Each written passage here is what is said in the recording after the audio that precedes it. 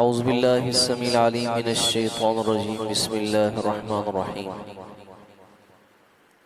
وَيَقُولُ الَّذِينَ آمَنُوا أَهَؤُلَاءِ الَّذِينَ أَقْسَمُوا بِاللَّهِ جَهْدَ أَيْمَانِهِمْ إِنَّهُمْ لَمَعَكُمْ حَبِطَتْ أَعْمَالُهُمْ فَأَصْبَحُوا خَاسِرِينَ يا أيها الذين آمنوا من يرتد منكم عن دينه فسوف يأتي الله بقوم يحبهم ويحبونه أذلة على المؤمنين عزة على الكافرين يجاهدون في سبيل الله ولا يخافون لومة لائم ذلك فضل الله يؤتيه من يشاء والله واسع عليم۔ پیچھے والی آیات میں اللہ رب العزت نے یہود و نصارہ سے دوستی لگانے سے منع فرمایا اور فرمایا کہ یہ آپس میں ایک ہی ہیں، یعنی مسلمانوں کے خلاف ان کا آپس میں گٹھ جوڑ ہے، جو ان سے دوستی لگائے گا وہ انہی میں سے ہوگا۔ لیکن جو منافقین تھے نا، جن کے دل میں نفاق کی بیماری تھی، یہ لوگ ان لوگوں سے دوستی لگانے میں بہت جلدی کرتے تھے، اور جب ان سے پوچھا جاتا تم ایسا کیوں کرتے ہو تو کہتے کہ ہم حوادثات زمانہ سے ڈرتے ہیں کہ ایسا نہ ہو کہ ہم ان سے دشمنی لیں اور ہمارے اوپر کوئی آفت ان کی وجہ سے پڑے۔ تو اللہ رب العزت نے اس کا جواب دیا، قریب ہے کہ اللہ مسلمانوں کو ان کے خلاف فتح دے دے، یا کوئی ان کے اوپر ایسا عذاب آ جائے تو پھر تم کیا کرو؟ جن سے تم دوستی لگاتے ہو یہ اللہ کی پکڑ میں آ جائیں اور یا مسلمان ان پہ غلبہ پالیں تو پھر تمہارے یہ لاجک تمہاری کہاں جائے گی کہ ہمیں حوادثات زمانہ سے ڈر ہے؟ تو اللہ رب العزت ان منافقین کے بارے میں فرماتے ہیں کہ وَيَقُولُ الَّذِينَ آمَنُوا، اور ایماندار کہیں گے أَهَؤُلَاءِ الَّذِينَ أَقْسَمُوا بِاللَّهِ جَهْدَ أَيْمَانِهِمْ، کیا یہی وہ لوگ ہیں جنہوں نے بڑے مبالغے سے اللہ کی قسمیں کھائی تھی؟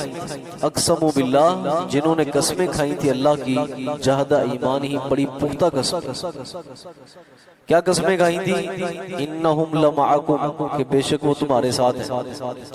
مسلمانوں کو کہتے تھے کہ ہم تمہارے ساتھ ہیں، ٹھیک ہے، اور ہم جو ان کے پاس جاتے ہیں وہ تو بس ذاتی اغراض و مقاصد ہوتے ہیں ان سے۔ فرمایا حبطت اعمالہم، ان کے اعمال اکارت ہو گئے، رائیگاں چلے گئے۔ فاصبحوا خاسرین، پس وہ ناکام اور جو نہ وہ خسارہ اٹھانے والے ہو گئے۔ اس کے بعد اللہ رب العزت فرماتے ہیں یا ایھا الذین آمنوا، اے اہل ایمان، من یرتد منکم عن دینہ، جو شخص بھی تم میں سے پھر جائے گا اپنے دین سے، ایمان لانے کے بعد دین سے پھر جائے گا تو پھر کیا ہوگا؟ فرمایا فَسَوْفَ يَأْتِ اللَّهُ بِقَوْمٍ، تو انقریب اللہ ایک ایسی قوم کو لے آئیں گے جن کے اندر 5 صفات ہوں، 5 صفات۔ نمبر 1، يُحِبُّهُمْ وَيُحِبُّونَهُ، اللہ ان سے محبت کرتے ہوں گے اور وہ اللہ سے محبت کرتے ہیں۔ نمبر 2، أَذِلَّةٍ عَلَى الْمُؤْمِنِينَ، جو مومنوں کے لیے نرم ہوں گے۔ نمبر 3، عزت علی الکافرین، اور کافروں کے لیے سخت ہوں گے۔ یعنی اہل ایمان کے لیے بڑے نرم ہوں گے. وہ ہلکا یارا تو ریشم کی طرح نرم، رزم حق و باطل ہو تو فولاد ہے مومن. کہ آپس میں بڑے نرم خو ہوتے ہیں. اور جیسے اللہ رب العزت نے صحابہ کرام رضوان اللہ علیہم اجمعین کی صفات میں بیان فرمایا کہ اشداء علی الکفار رحماء بینہم، کافروں کے لیے بہت سخت اور مومنوں کے لیے انتہائی نرم. اور پھر ان کی چوتھی صفت یجاہدون فی سبیل اللہ، وہ اللہ کی راہ میں جہاد بھی کریں. نمبر 5 ولا یخافون لومۃ لائم، اور وہ کسی بھی ملامت کرنے والے کی ملامت کی پرواہ نہیں کریں. جو کچھ مرضی ان کے بارے میں کوئی کہا جائے، ان کو جیسے مرضی جو نا وہ بدنام کیا جائے، ان کا پروپوگنڈا کیا جائے، یہ فلاں ہیں، یہ فلاں ہیں، یہ فلاں ہیں، وہ کسی کی ملامت کو خاطر میں لانے والے نہیں ہوں گے. اللہ پھر تمہاری جگہ پہ ان 5 صفات کے حامل لوگوں کو لے آئیں گے.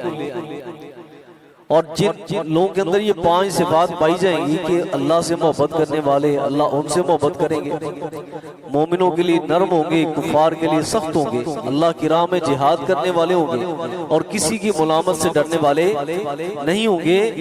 جن کے اندر یہ صفات ہوں گی نا، فرمایا ذالک فضل اللہ یؤتیہ من یشاء، یہ جناب وہ فضل ہے اللہ رب العزت کا، اللہ عطا کرتے ہیں جسے چاہتے ہیں. واللہ واسع علیم، اللہ کی ذات بہت وسیع علم والی. یہ کون سے لوگ تھے؟ آپ کے علم میں ہے کہ چند ایک قبائل جو تھے نا، چند ایک قبائل تو نبی علیہ الصلوۃ والسلام کی زندگی میں ہی مرتد ہو چکے، عرب قبائل، ٹھیک ہے، جن کے بارے میں قرآن مجید نے سورہ توبہ میں بیان فرمایا وَمِنْ أَهْلِ الْمَدِينَةِ مَرَضُوا عَلَى النِّفَاقِ، کہ اہل مدینہ میں سے چند لوگ ایسے تھے جو اپنے نفاق پر ابھی تک ڈٹے ہوئے تھے. اور جو آس پاس کے قبائل تھے چند پہلے مرتد ہو گئے، اور پھر نبی علیہ الصلوۃ والسلام کی دنیا سے جاتے ہی جو نا ایک بہت بڑا فتنہ جو نا وہ کھڑا ہو چکا تھا، جسے فتنہ ارتداد کہا جاتا ہے، کہ لوگ اپنے دین سے مرتد ہو گئے. کسی نے زکوٰۃ دینے سے انکار کر دیا، کسی نے اسلام سے جو نا وہ موڑ لیا. تو حضرات گرامی، جو یہ 5 صفات کے لوگ تھے نا، ان کے سرخیل تھے حضرت ابوبکر صدیق رضی اللہ تعالی، جنہوں نے صحابہ کرام رضوان اللہ علیہ مجمعین سے مل کر، اور چند وہ قبائل تھے جو یمن سے تشریف لائے تھے، یمن سے آئے تھے، یہ خالص جناب مومن لوگ تھے جن کے اندر یہ 5 صفات پائی جاتی تھی، جنہوں نے ان مرتدین کے خلاف جہاد کیا تھا، ان کے خلاف جہاد کیا تھا.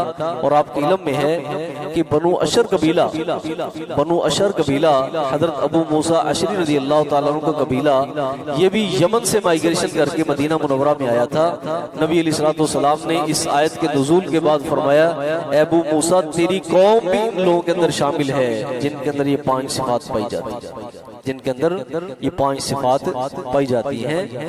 تو بڑے افسوس سے یہ بات کہنی پڑتی ہے کہ اہل ایمان کی جن کے اندر یہ 5 صفات تھی، ان کے سرخیل حضرت ابوبکر صدیق رضی اللہ تعالیٰ تھے. آج کے لوگ ان کے ایمان کے بارے میں باتیں کرتے ہیں. سب سے اعلیٰ ترین ایمان، سب سے افضل ترین شخصیت پوری امت میں سے انبیاء کرام کے بعد وہ کون ہیں؟ حضرت ابوبکر صدیق رضی اللہ تعالی عنہ. تو اللہ رب العزت نے ان اہل ایمان کی 5 صفات جناب بیان کی ہیں، جنہوں نے اس دنیا کے اندر جب جناب وہ مرتد ہونے کا فتنہ پیدا ہوا تھا تو ان کے خلاف جہاد کیا تھا، جھوٹے مدعیان نبوت کے خلاف جہاد کیا تھا. تو یہ 5 صفات کے لوگ جناب وہ اہل ایمان تھے، صحابہ کرام رضوان اللہ علیہ مجمعین کی شکل میں. سبحانک اللہم بحمدک اشہد ان لا الہ الا انت.